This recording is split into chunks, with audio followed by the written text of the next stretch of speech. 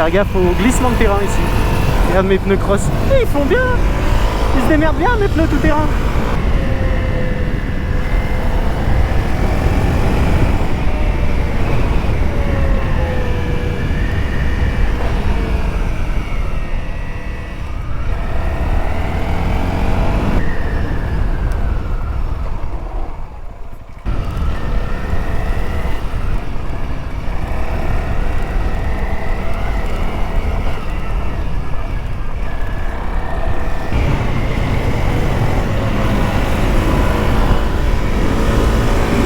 Oh, quand tu passes dans les sous-bois comme ça, là, que tu as la fraîcheur, tu sens le bois humide, le bois mouillé.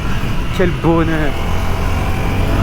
Oh, les suspensions de la moto, c'est un enfer sur terre.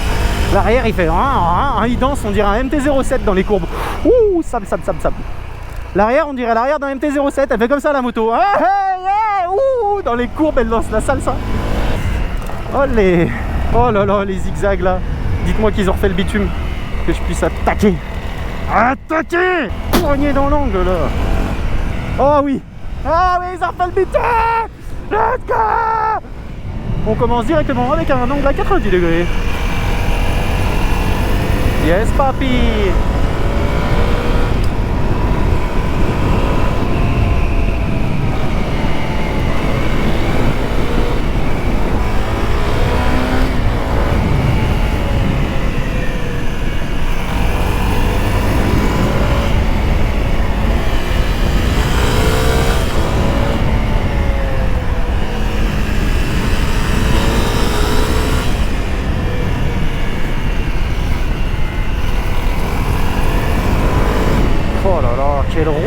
Quelle route, mais faites-nous ça en France. C'est un circuit, c'est pas une route.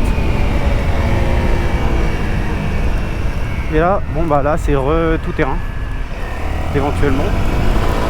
C'est un cross bitume, il faut s'adapter.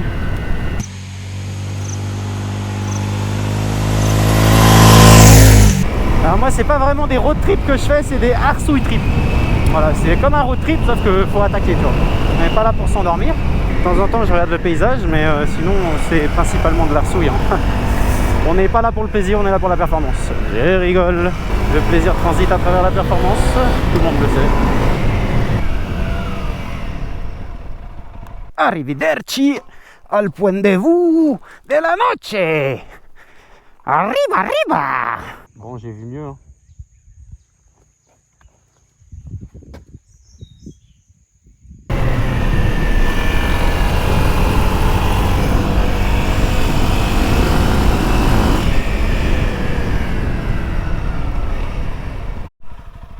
Vieille trieuse. Pas d'aujourd'hui celle-là. Hein. Il y a encore les courroies. Incroyable. Waouh. Regardez ce qu'on nous offre là les gars. La vallée perdue. Oh là là là là là là. Ouh là là, ouh là là, ouh là là, ouh là là. Ah, je vous dis que là, on est dans un endroit sublimissime. C'est la route, ça, les gars. C'est Google Maps. Voilà ce que c'est la Thaïlande, les amis.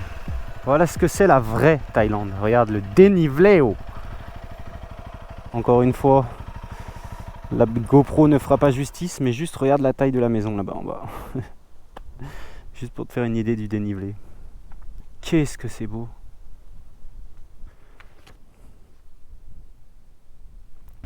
Il y a la statue de la Vierge Marie, je crois. Une grosse cloche. Oh, une vache. Ça fait beaucoup de chemin. J'arrive de là, c'est soit là, soit là, soit là, soit là, soit là. Ok.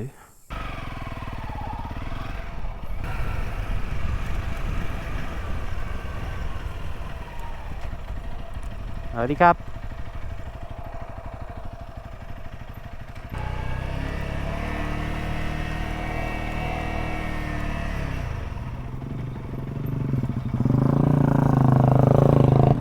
Ça n'a pas l'air d'être ici.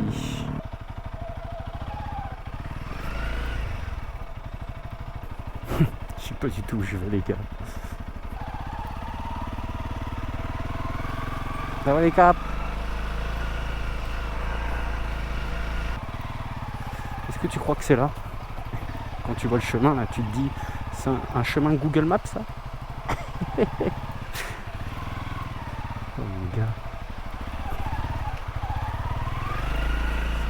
Bonjour. C'est l'URSSAF. On vient voir si vous avez tous déclaré vos impôts ici. Ils ont tous le sourire en tout cas. Ok, c'était le chemin tout à gauche les gars.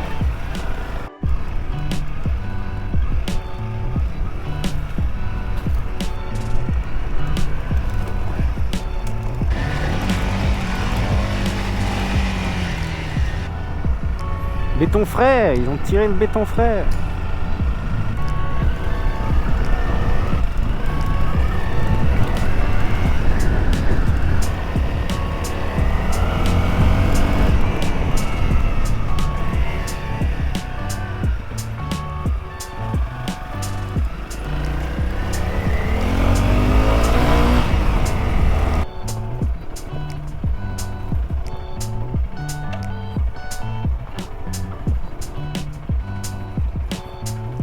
Bonjour.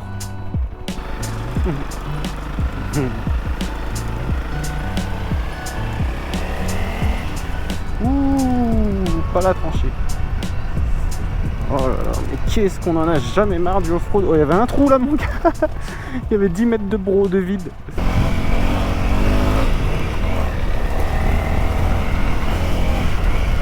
Bon, cette fois-ci j'ai mis un bar 5 devant, un bar 7 derrière. Vu que je suis un peu chargé, un peu lourd. Ah non mais là cette route c'est juste un plaisir, tu vois. Autant je prends du plaisir dans les courbes sur le bitume, mais là, regarde, t'arrives sur des vues mon pote. Mais regarde, 2 secondes où est-ce que t'arrives? Regarde, hop. Tu surplombes toute la jungle. Écoute, je t'enlève le micro.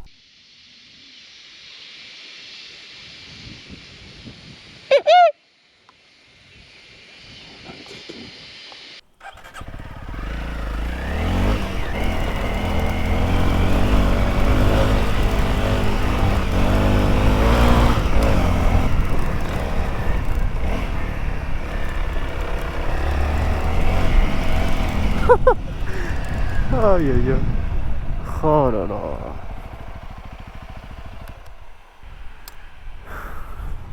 Voilà, c'est sable, sable, sable.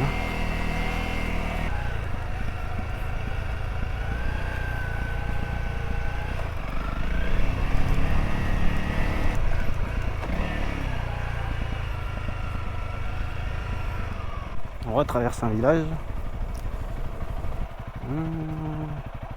C'était peut-être pas là. Poussez-vous les poulets. Non, c'était pas là.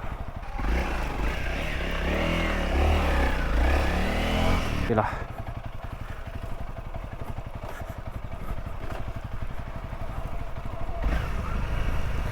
Donc là on est en ville. Centre-ville frérot. Zone en centre-ville tranquille. Tac tac tac. Bonjour. Oh. Ça va les caps?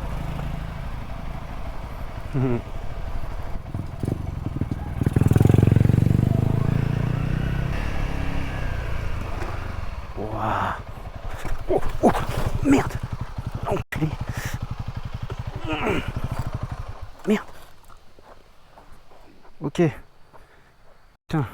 Grosse truc de sable.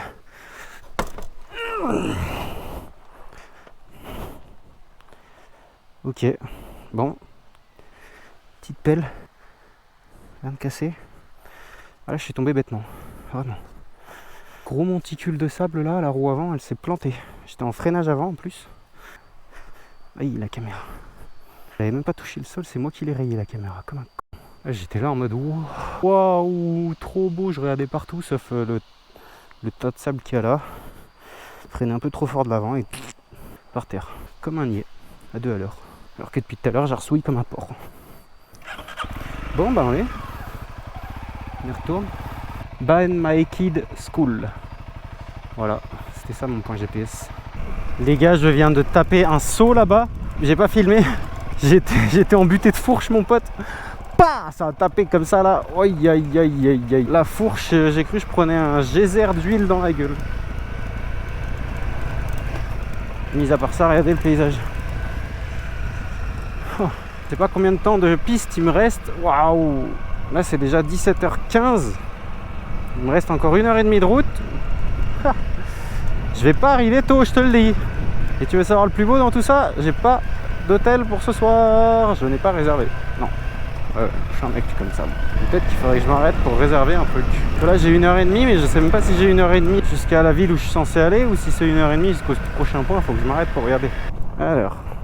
Ah ouais, non, c'est jusqu'à Kuniwam. Bon bah ça va. On peut s'arrêter là pour jeter un œil, boire un coup, savoir où est-ce qu'on va dormir. Bon allez. C'est là qu'on réserve. Boire un coup, pisser un coup. Et on est bon. Et on est bien, Tintin. Où est-ce qu'on en est actuellement dans le trip? Là, il nous reste, regarde, je te montre. Il est 5h23 et il nous reste 1h28 de route. Enfin, de piste. Mais, regarde la vue qu'on a. Ok? Il n'y a pas besoin de mettre de mots là-dessus, sur cette vue. Tu regardes, tu as tout de suite compris. Bim! Là, tu as le CRF. Ça va même me faire une belle miniature YouTube, ça. J'ai pas réservé d'hôtel, donc on va arriver en ville, ça va être 20h. Et j'ai pas réservé d'hôtel pour ce soir. Je ne peux pas le faire actuellement parce qu'il n'y a pas de réseau. Je suis en pleine pampa. Et le soleil est en train de gentiment descendre. D'ici 1h, il fait nuit. Donc je pense qu'on va faire une partie de ce trip pendant la nuit. Mais c'est pas grave parce qu'on y aime et on kiffe. Et là, il y a une moto qui arrive. Hello! À mon avis, il rentre de l'école. Tranquille. Il a 8 ans sur son scooter et c'est ça sa vue. Je vous laisse, faut que je roule.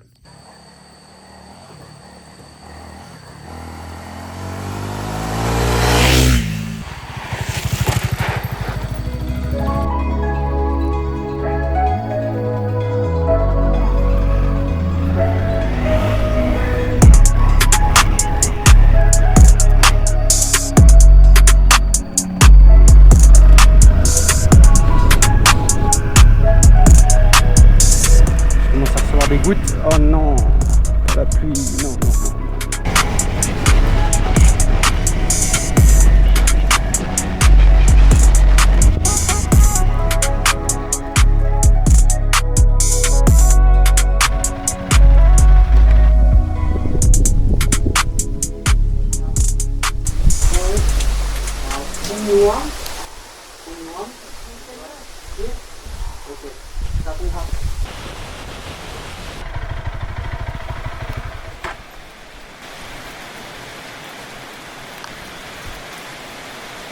En train de prendre la lourde, en train de prendre la flotte.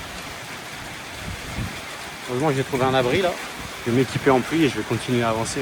Parce qu'il y a encore 1 heure de route avant d'arriver à l'hôtel. Donc il va pas falloir que je traîne. La pluie ça va tant qu'il n'y a pas le tonnerre. Donc je vais continuer d'avancer les gars.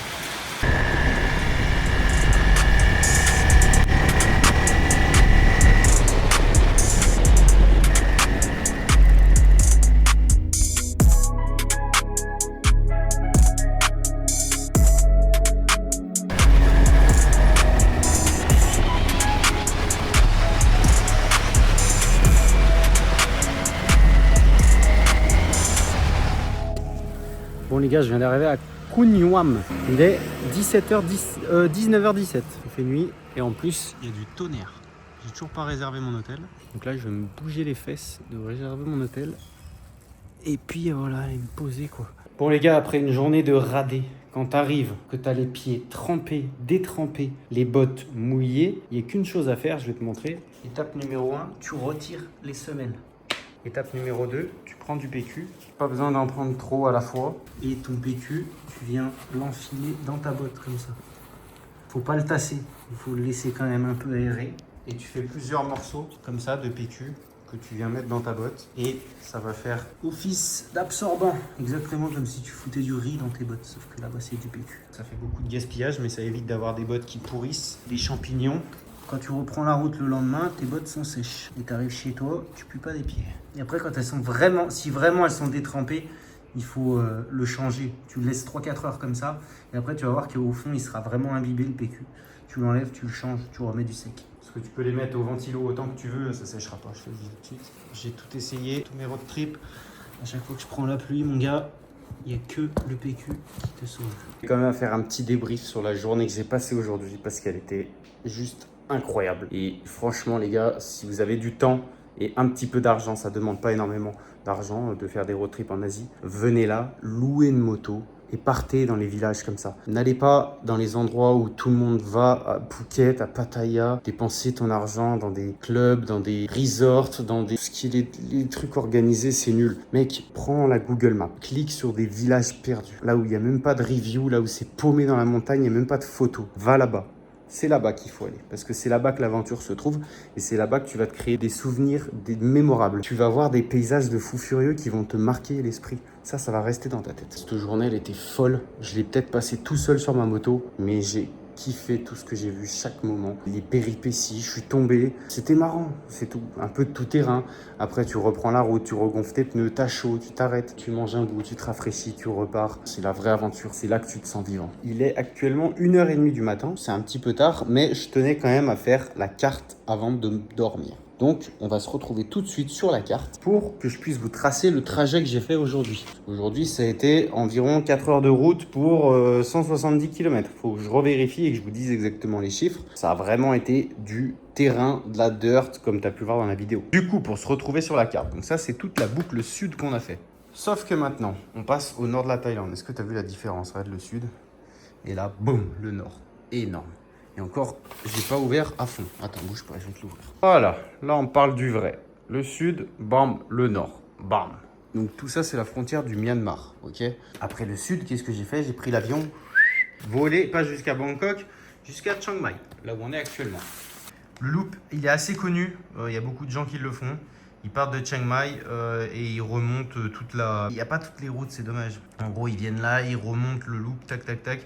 Ils vont jusqu'à Pai et après ils redescendent sur Chiang Mai. Ça fait une boucle comme ça en fait. Du coup, moi, qu'est-ce que j'ai fait? Je suis parti de Chiang Mai et au lieu de prendre la route normale que tout le monde prend comme ça, j'ai direct entamé la dirt dans les montagnes et je suis allé jusqu'à Mae Chaem district. Donc je suis remonté dans le district. Donc là, c'est vraiment la vieille ville, le vieux village où tu arrives, c'est vraiment chemin de terre et tout, comme vous avez vu dans la vidéo. Ensuite, je suis redescendu. Mae Sariang. J'ai passé une nuit ici. Et ensuite, de Mae Sariang, on est parti. Bam, bam, bam, bam, bam. Il n'y a pas assez de route du tout, mais là, en gros, je suis reparti dans la montagne. J'ai frôlé ici, comme ça. Et je suis revenu ici. Et après, j'ai refait un bout de route. Et c'est là où je suis actuellement, Khun Yuam. Voilà.